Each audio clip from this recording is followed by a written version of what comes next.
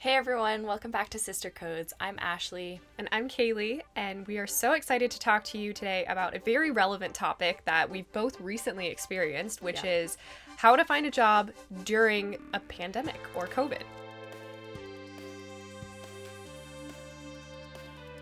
So it's obviously very different to how you would normally be looking for a job because everything's online. So we wanted to give you some of our tips and also kind of share our experiences around finding a job during COVID. So I got a job as a new grad and Kaylee got a job as a experienced person. So Experienced, yeah, software engineer, developer, whatever you want to call it. Yeah. So Ashley went through this process back in October, Yeah. which was a little bit off cycle for the new grad process. And then I just most recently started my new job. Check out our other videos. We'll link them here where you can learn more about that. So I was entering the job hunting cycle earlier this year and then, finalized everything and then started my new position most recently this week. So, yeah. So I think we want to start out with applications. So obviously, I think a lot of people will tell you that applications is kind of just a numbers game. So you should submit to as many as possible. One tip I wanted to give is that even if you are looking for a fully remote position, it's like you shouldn't always just filter by remote because sometimes they'll have a city listed on there. But then if you go in and you read the job description, it will say there's the possibility for, partially remote or fully remote. There are all these different options in there.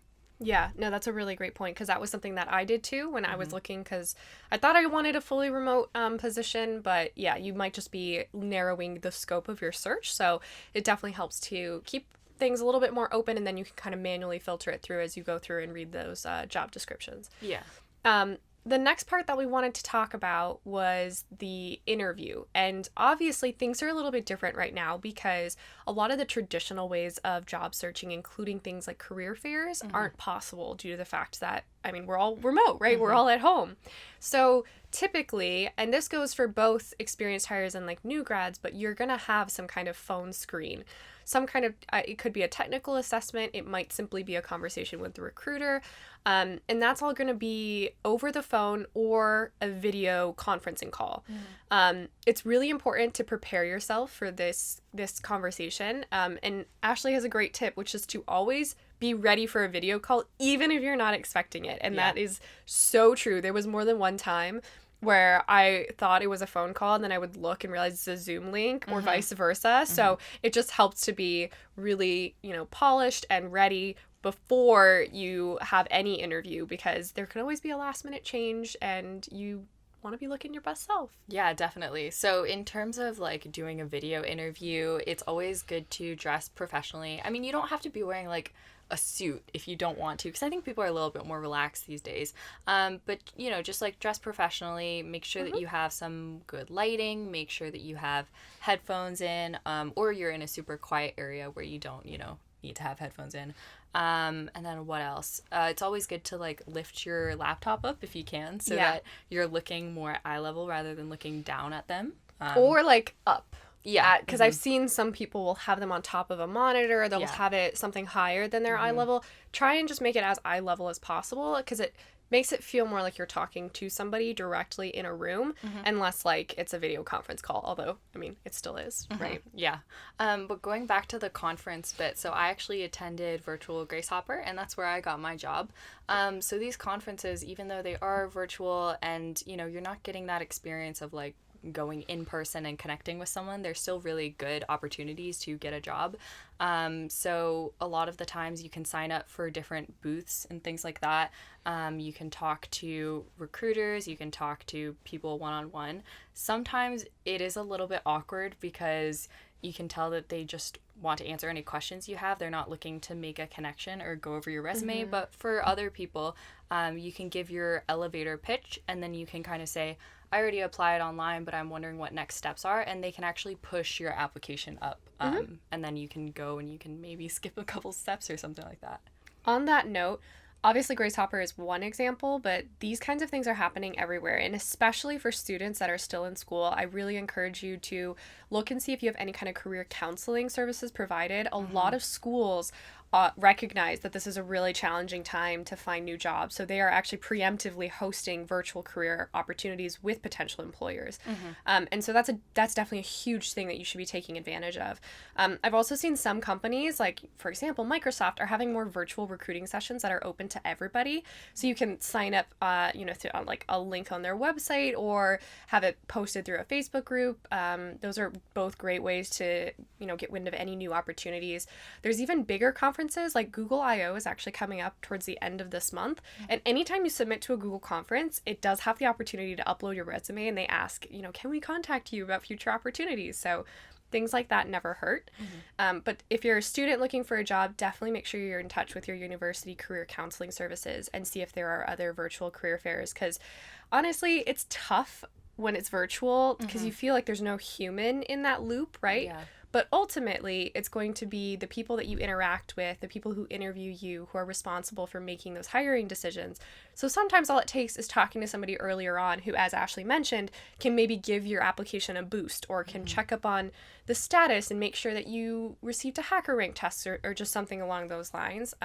So make sure you take advantage of any connections or opportunities that your university is offering you. Yeah, definitely. That also reminds me, it can be a little bit awkward when you don't have video chats and you're just talking to someone through a phone. It's a great idea to like print out a picture of someone and tape it to your webcam, just so, or not on top of your webcam. yeah, right on the next right to it. or on the left, just so that it feels like you're kind of talking to a real person, because it can feel like, you're not talking to anyone, you're just talking to like a robot over the phone. Yeah, and honestly, sometimes over the phone, there's obviously no physical cues, so you are going to have those, oh, sorry, you go ahead or you go first, right? Yeah. Talking over each other. You need to anticipate a certain degree of that. Just don't worry. That's not going to look bad on you as a candidate. It's honestly just a symptom of being virtual. So don't let that rattle you. And hey, if you want practice, maybe give your friend a call. Like, just have a casual conversation. Remind yourself of what it's like to talk to another human on the phone, right? Yeah. Do some of those things that'll help you feel a little bit more comfortable so that you can prepare for the more technical interviews and things that are probably going to require a little bit more preparation. Yeah, definitely. If you just want to practice on your own, it's also great to record yourself. Oh, definitely. Giving like a little elevator pitch. I even like practice recording myself talking through some like a technical problem and working through it and coding it, because it's really unnatural to talk through it when you're coding. So yeah, that's a good idea. And then you can watch back and see if you use any words like a lot and you might want to cut those out or something. Yeah, totally. And I think there's something that's really, it's just good because then you can almost critique yourself and say, oh wow, I thought I explained my thought process really well, but turns out I didn't. I need to make a note to make sure to do that when I'm in the actual interview itself. Yeah, definitely. I think another thing we want to talk about are good questions to ask. So obviously now that we're in this like pandemic quarantine time, a lot of people are working from home still. And if working from home is a priority for you, it's really good to ask the company, what is your plan for return to office? Asking them, because some companies don't even have a plan, which is totally fair. Totally fine. Because we're all still trying to figure it out. But maybe if they come back to you and they say like, yeah, we're gonna all be back in office in a month and you're not comfortable with that, then you should consider that. You can ask about things like remote positions. Can you do partial remote, fully remote, all those different things.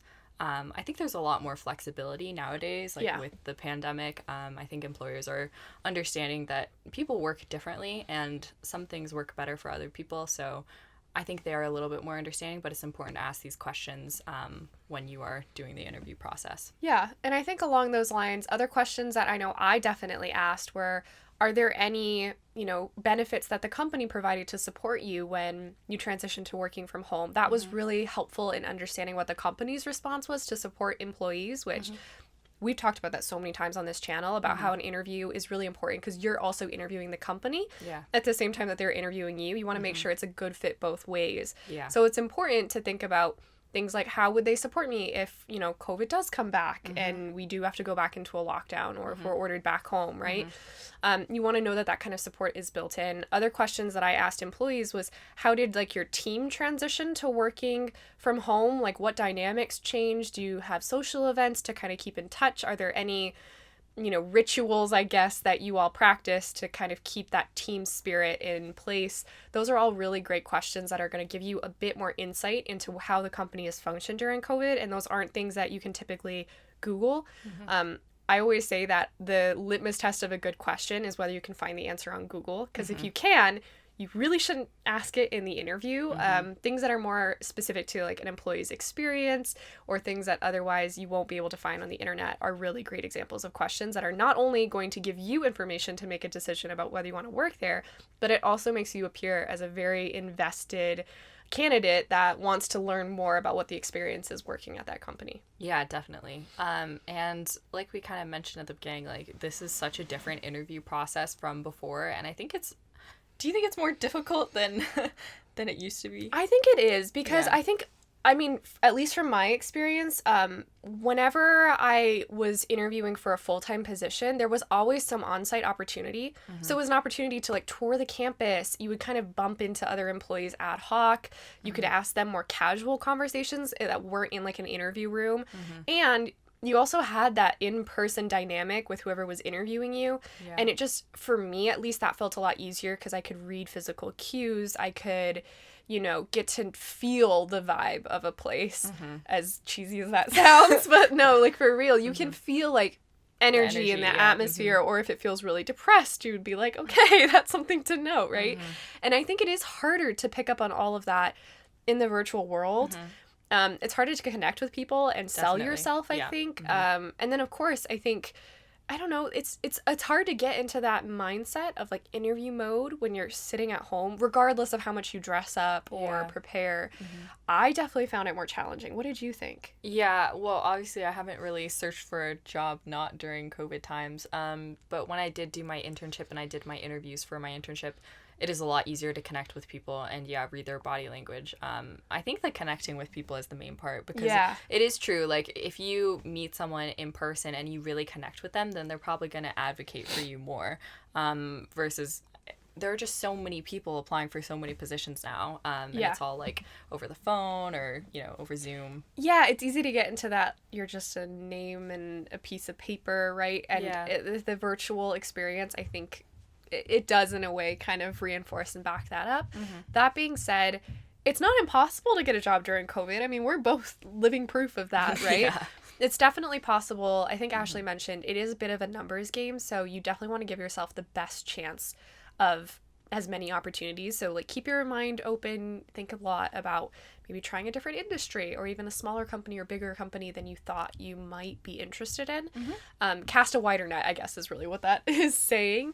But it's 100% possible to get a job during COVID. I think a lot of companies, especially right now, are on a bit of a hiring spree.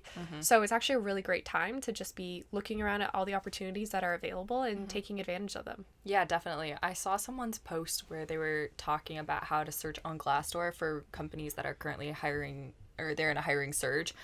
So that's really good, like a really good tip if you're looking for a company that, is not on a hiring freeze right now. Yeah, that's a great thing to research because places that have a hiring freeze are either going to take a really long time to get back to you, or you might put in all the effort to, go through interviews and they might say, oh, we'd love to hire you as a candidate, but can we keep your resume on file? Because that happened to Ashley. Yeah, that did happen to me. And actually, they only reached out to her a couple months after you had started working. 3 months later, I think. Yeah, which is crazy. I mean, but if you are looking around and you haven't had any other offers, make sure you don't turn those ones down, because it is possible they'll come back to you like they did to me.